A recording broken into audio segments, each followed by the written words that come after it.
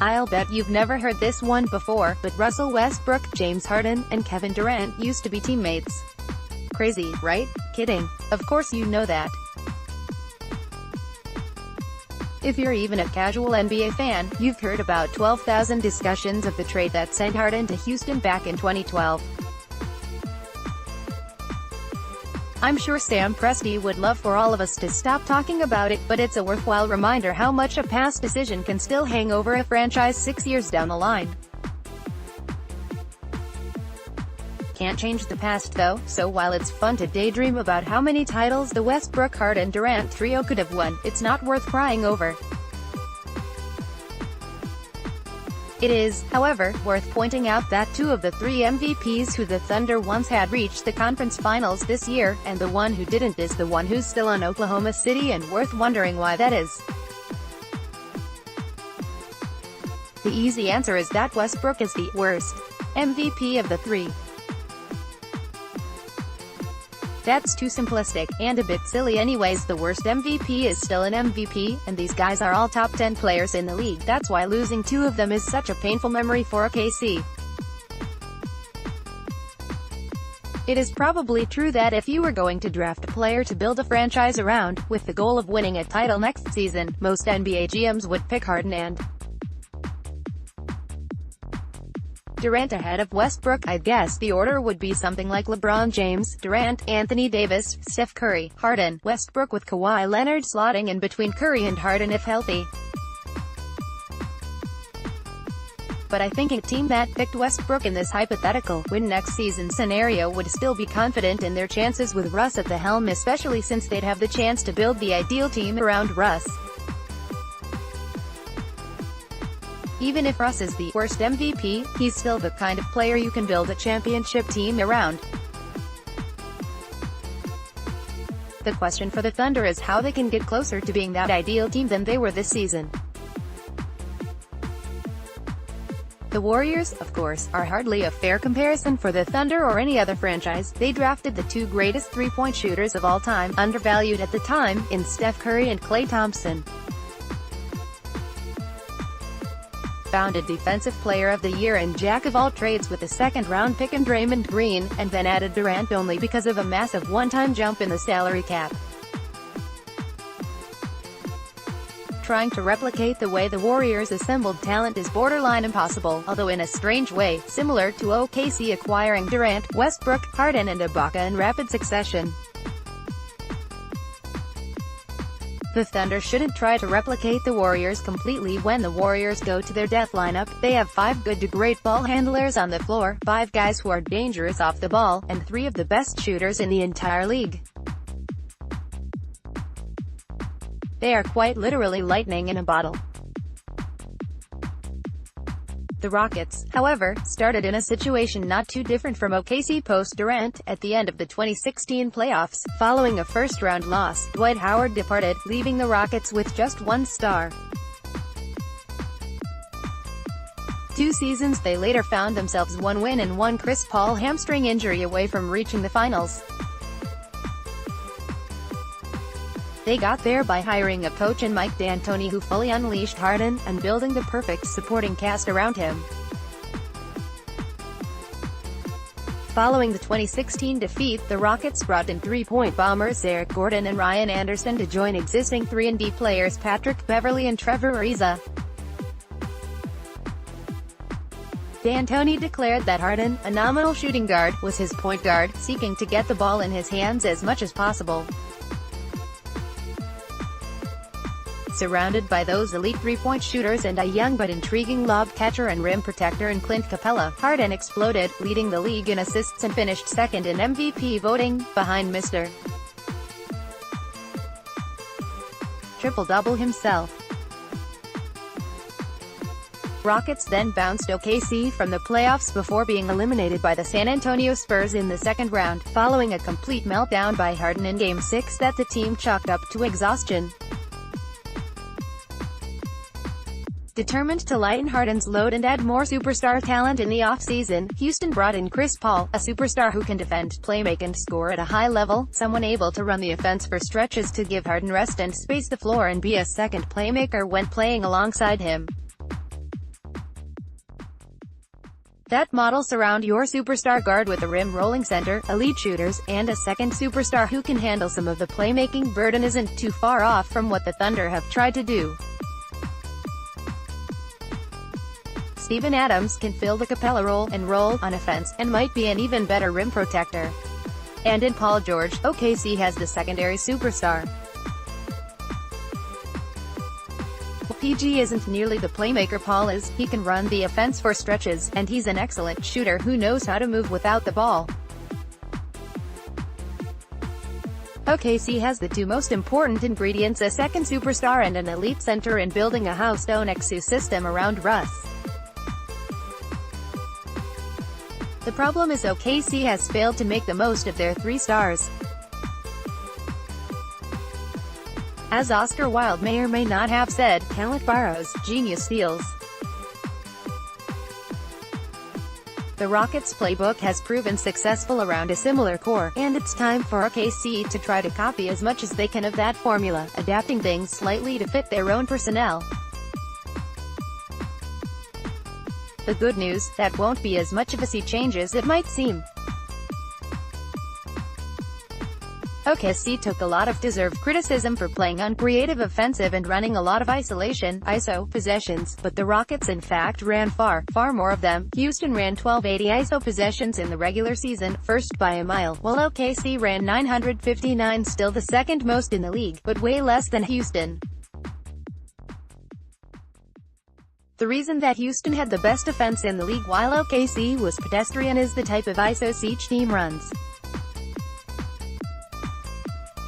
The traditional ISO has come to mean selfish and stupid in the NBA. Selfish because no other teammate touches the ball, and stupid because they're ineffective holding the ball and going right at the player charged with defending you, plays into the defense's hands. The defense does not have to make a single decision or chase anyone around the floor. They simply defend the person who they were assigned to at the start of the possession. Houston ISOs are different. Houston ISOs involve finding the weakest defender on the floor, forcing them onto James Harden, and then letting the beard cook. Watch how Houston patiently screens and re-screens to get Golden State's worst defender Steph Curry onto James Harden. That drains the shot clock, but Houston believes they only need a few seconds of a bad defender on Harden to get either a great look at the rim, or a step-back three-pointer. Contrast that to a typical OKC isolation possession. Russell Westbrook brings the ball down the floor, either drives it or backs down his defender, and launches a tough jump shot, or is forced to pass out without OKC gaining any advantage. OKC settled for this look against the Jazz again, and again, and again. Sometimes those shots go in, because Westbrook is an extremely talented player who hits difficult shots. But occasionally hitting difficult shots isn't enough to sustain an offense at the highest levels of basketball. A Russ isolation averaged 0.82 points per possession.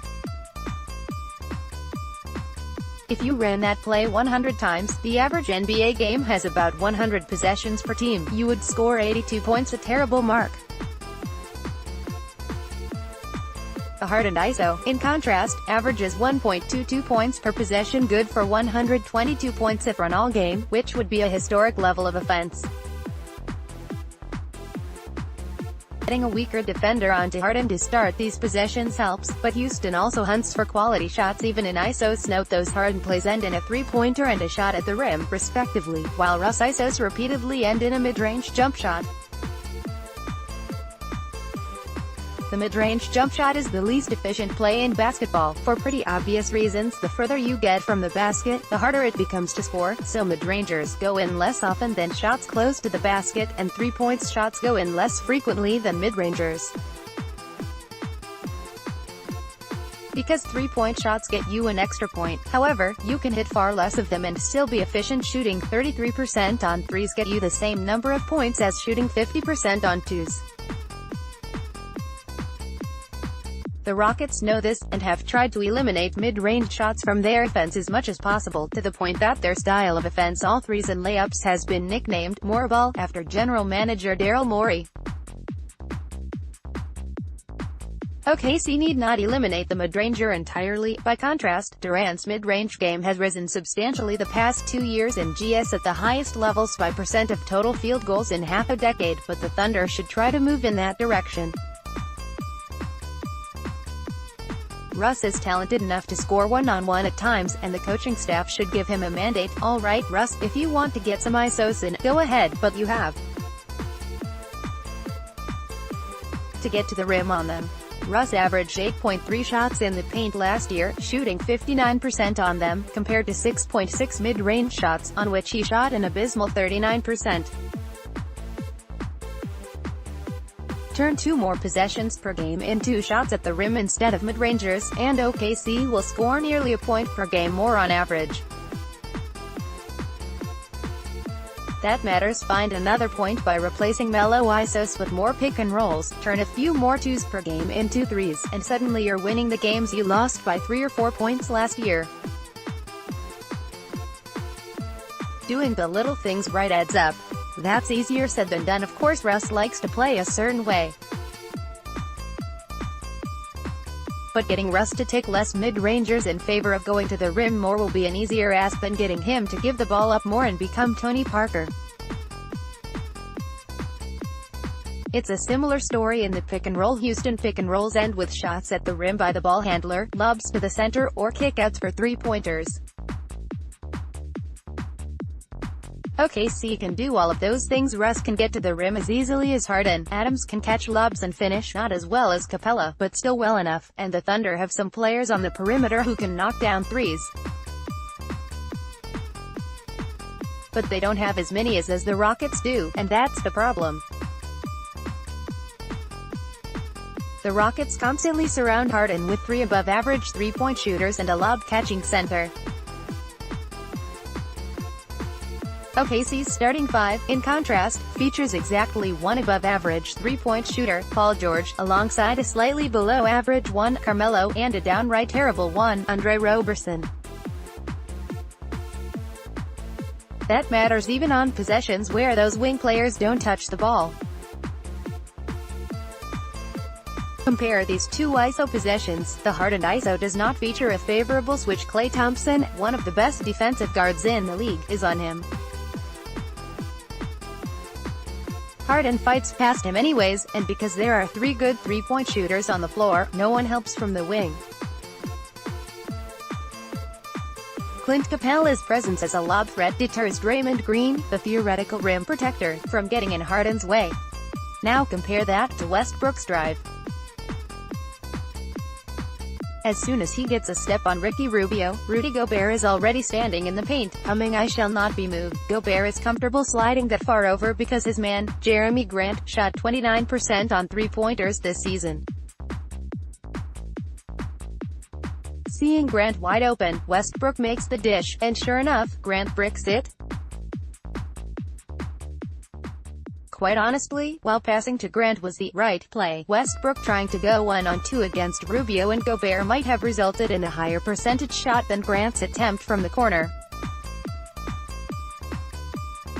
The disparity in the wing shooting between these rosters speaks to differences in organizational philosophy. For years, Sam Presti has tended to go for long, athletic guys who will defend well, with shooting as an afterthought. Think Andre Roberson, Josh Eustace, Jeremy Grant via trade, even Serge Ibaka and Russ himself. The Rockets, led by Daryl Morey, high priest of the three-pointer, have stockpiled wings who can fire away threes. 2 of those guys, PJ Tucker and Luke Mbah, came to Houston this year in the hopes of winning a ring. Maybe it's not fair to criticize Presti for not being able to grab those ring chasers, although, when the PG trade first came through, people sure talked like this was a title team. On the other hand, Presti's preference for defense-first, athletic guys has left him with the roster short on shooting, and that dates back to the Durant era. Westbrook is good enough to still get plenty of points, but the lack of floor spacing has now badly hurt the Thunder in 2 straight playoff defeats. When OKC does surround Russ with elite three-point shooting, the offense starts to reach Houston levels. For cleaning the glass, the lineup of Russ, Alex Abrines, Paul George and Steven Adams posted a 116.4 offensive rating, 116.4 points per 100 possessions, across 422 possessions in the regular season, higher than Houston's league-best rating. Russ with a fully spaced floor is damn near unstoppable. Replace Carmelo with Jeremy Grant to bring in more defense at the cost of some of that spacing, and OKC still managed a 118 offensive rating, but with a 86.1 defensive rating, across an admittedly smaller number of possessions. The Thunder not turning to those lineups more after Roberson's injury remaining baffling, as does Donovan not going to them until they were down 3-1 against Utah. If George is back, the Thunder should insert Abrines into the starting lineup alongside him, and replace Melo with either Roberson or Grant. Russ with two elite three-point shooters, one of whom can also create his own shot in a pinch, alongside a great rim runner in Adams and a jack-of-all-trades defender in Robes or Grant, is close to an ideal starting five in the modern NBA. Even if George is gone, OKC should be able to sign another good three-point shooter with the mid-level exception and build a poor man's version of this lineup, as I detailed here. In the wake of OKC's defeat, many, including me, pined for more ball movement from the Thunder. That's a big ask for one season, and may be counterproductive. Russ is best with the ball in his hands, even if he could stand to make strides off it. What OKC really needs is a shift in mindset. Sure, let's keep running a lot of pick and roll, but make sure we're getting to the rim or finding a three off it. Okay, we can run some ISO to get Russ and PG cooking, but let's generate a switch first, and let's make sure the floor is spaced properly while they do it. Incremental changes like that can make a huge difference, even if OKC never becomes the Spurs with their ball movement. Talent is the hardest thing to get in the NBA, and OKC has the talent in Russ, Adams, and hopefully PG should he return. On paper, the core of Russ, PG, and Adams measures up pretty favorably to Houston's score. The difference is in the mindset of the two teams and the supporting cast around those cores. Houston's principles have led to them decisively outperforming OKC 2 years in a row despite the similar star talent, and gotten them one win away from the promised land of the NBA Finals. OKC doesn't need to go all in more ball, but heading a little further in that direction is a worthwhile risk, and one the franchise should take as it faces the last few seasons of Westbrook's prime.